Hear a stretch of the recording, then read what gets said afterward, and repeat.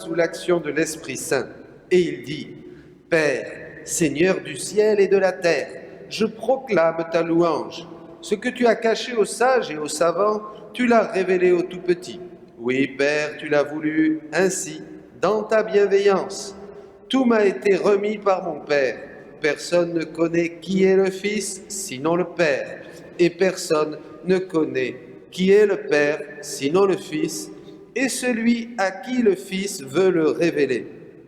Puis il se tourna vers ses disciples et leur dit en particulier, « Heureux les yeux qui voient ce que vous voyez. Car je vous le déclare, beaucoup de prophètes et de rois ont voulu voir ce que vous-même voyez, et ne l'ont pas vu, entendre ce que vous entendez, et ne l'ont pas entendu. » Acclamons la parole de Dieu. Louange à toi, Seigneur Jésus. Voilà, chers amis, nous recommençons les messes, Dieu soit loué. Et donc, vous aurez tous les jours, si Dieu le veut, un partage de la parole de Dieu pour voir comment cette parole s'accomplit pleinement dans la divine volonté. D'ailleurs, Jésus a dit que c'est vraiment là que tout est accompli, que le tout accompli de la croix, c'est surtout pour la divine volonté, évidemment. Et cet évangile est très enrichissant et très beau. Les petits du début, bien, c'était les disciples, bien sûr. Et Jésus était heureux de voir ces quelques-uns autour de lui et les prendre à part et, comme il le dit, partager les secrets de son cœur. Vous vous rappelez, en aparté. Et de quoi leur parlait-il? Eh bien, il leur parlait du Père, bien sûr, de sa mission, de leur mission, des choses du royaume de Dieu, dans la mesure où ils pouvaient comprendre. Vous ne pouvez pas tout comprendre, il l'a dit lui-même, j'ai encore beaucoup de choses à vous dire, mais pour le moment, vous ne pouvez pas les porter. C'était le b.a.-ba. Il faut savoir que Jésus a très peu dit dans l'Évangile. Il a dit, mais tout était contenu en lui, tout est là, bien sûr, tout est dit, mais tout est en lui. Rien n'est sorti, rien n'est explicité. Comme dira le catéchisme, il faudra les siècles jusqu'à aujourd'hui. Mais ils étaient heureux. Et on peut faire un parallèle déjà, et c'est le premier point, je vais toucher 3 points qui sont très importants. Un premier parallèle pour nous aujourd'hui, les enfants du divin vouloir, comme le dira Jésus. Ben oui, nous sommes vraiment bénis et Jésus exulte de joie parce que nous sommes ses premiers, dira Jésus, les premiers enfants du divin vouloir, autour de Maman Marie, autour de Louisa, comme il l'a montré dans une vision. C'est nous. Et beaucoup ont voulu voir ce dévoilement de Jésus que nous donne le livre du ciel. Ils ne l'ont pas vu, ils ont vu l'extérieur de Jésus, même les plus grands saints. Même les plus grands saints, les plus grands stigmatisés de l'histoire ne savent pas ce que vous savez.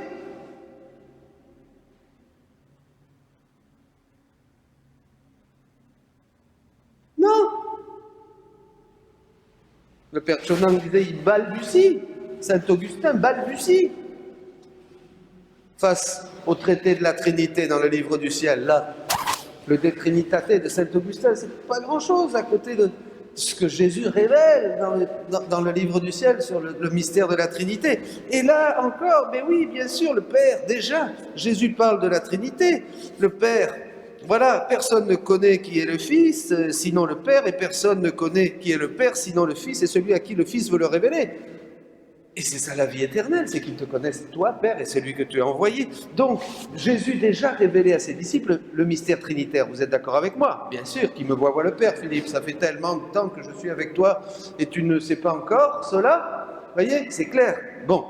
Et à ceux à qui le Fils veut, à celui à qui le Fils veut le révéler, ce mystère trinitaire, Jésus révèle le mystère trinitaire. Éphésiens 1,9, le mystère de sa volonté.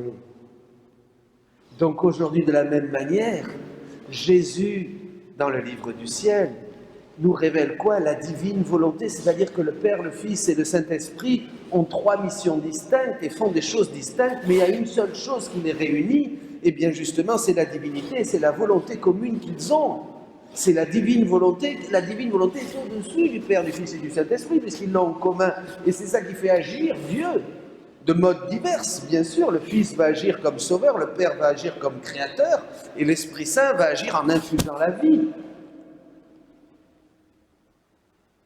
Mais ce que révèle aujourd'hui Dieu, Jésus, comme il le révélait à ses disciples, c'est le mystère trinitaire, c'est le mystère de sa volonté. C'est pour ça que je vous dis que nous sommes heureux, mais là c'est le dévoilement total. C'est extraordinaire. Il suffit de lire et de nous nourrir de ces vérités. Alors, pourquoi Jésus exulte? Eh bien, Jésus exulte bien sûr de joie. Et là, il y a deux points, et je peux terminer avec ça. Un jour, Louisa disait douce maman, aux côtés de Jésus, je dépose dans tes bras toutes les âmes, afin que tu les reconnaisses toutes comme tes enfants. Les inscrive un à un dans ton cœur et les place dans les plaies de Jésus. Ils sont les enfants de ton immense douleur, et cela est assez pour que tu les reconnaisses et les aimes. Je veux placer toutes les générations dans la suprême volonté, de telle sorte que personne ne manque, et au nom de toutes, je te réconforte et compatis avec toi. Nous nous préparons à l'Immaculée Conception, préparons-nous dans la divine volonté, bien sûr. Et à ce moment, Jésus bougea en moi. Ma fille, si tu savais avec quelle nourriture ma mère attristée nourrissait tous ses enfants.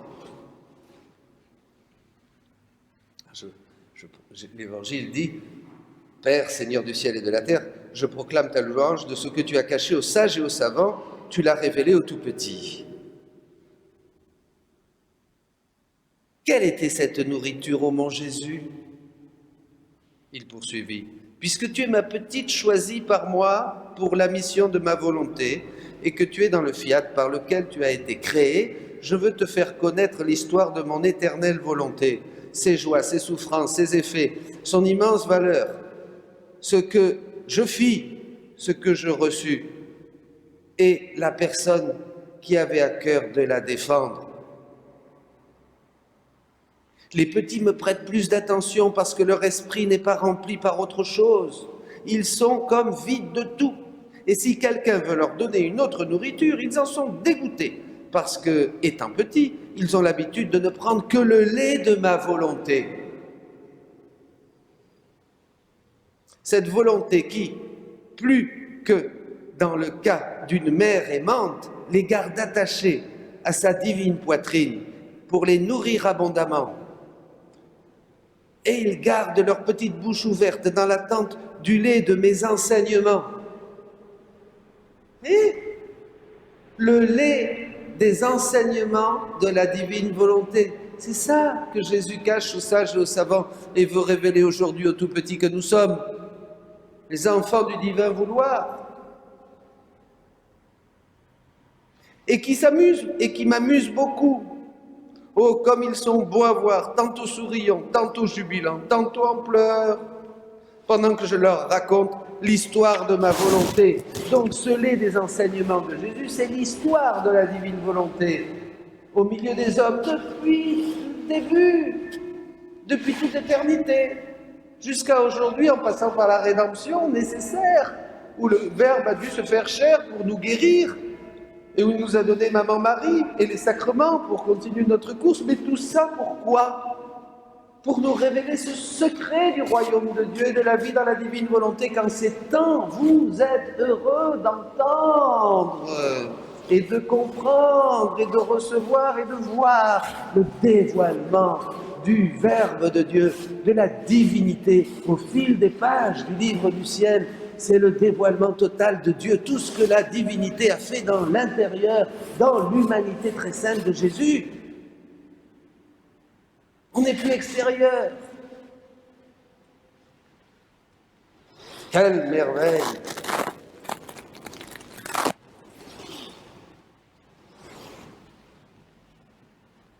Alors, qui sont ces petits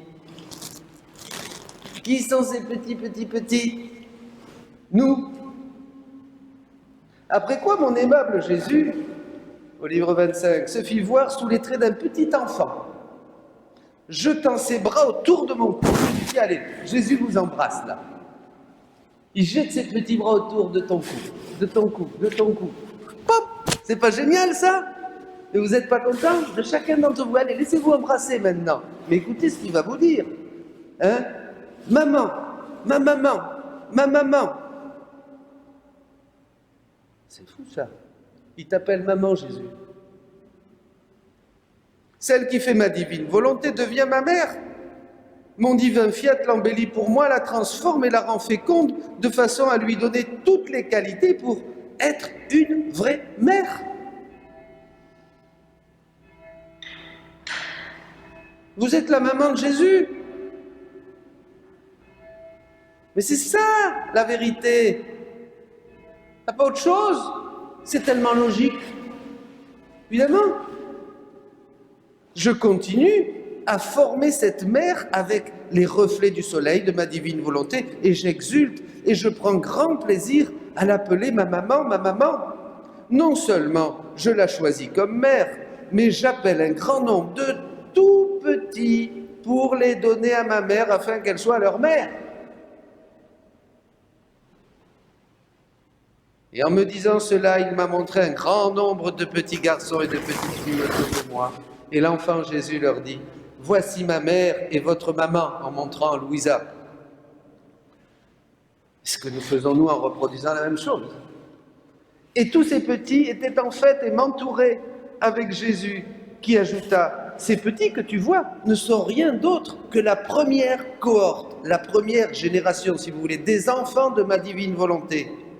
En elle, tous seront petits, parce que la divine volonté a la vertu de préserver leur fraîcheur, leur beauté, tout comme ils sont sortis de nos mains créatrices. Et comme elle a appelé ta petitesse à vivre en elle, il est juste que, étant la première, tu sois la petite maman de tous ces petits-enfants. » On retrouve la fraîcheur. Comme le prophétisait Isaïe, dans cette belle lecture, le loup habitera avec l'agneau, le léopard se couchera près du chevreau, le veau et le lionceau seront nourris ensemble, le petit garçon les conduira. Voyez, prophétie s'accomplit. Nous sommes tous pour Jésus les mamans, puisque nous sommes et nous agissons et nous vivons dans sa divine volonté. Et nous savons tous, comme Louisa, comme Marie-Maman, pareil, plein qui cherchent, parce que nous enfantons des vies divines et des vies divines et des vies divines, partout, à chaque prière, à chaque battement de cœur, à chaque regard, à chaque travaux, dans chaque chose que nous accomplissons, se multiplie la vie même de Dieu, puisque nous invitons la divine volonté à le faire en nous. Jésus veut le faire, je le fais aussi. Mes amis, ces choses sont cachées à beaucoup aujourd'hui. Ils vont dire que je suis fou. Ils vont dire, c'est Père Dominique, il est fou. Et pardonnez-moi, c'est écrit. C'est dans le livre. C'est reconnu par l'Église. C'est le texte. 14 novembre 1928. 24 novembre 1923, c'est accepté par l'Église. Alors, pourquoi nous priver en ces temps d'oppression, de persécution, de chaos, de souffrance? Pourquoi ne pas être des tout petits et de bénir le Seigneur qui, après avoir caché ces choses aux sages et aux savants, nous révèle aujourd'hui l'histoire de sa divine volonté et nous la manifeste admirablement. Bénissons le Seigneur. Amen.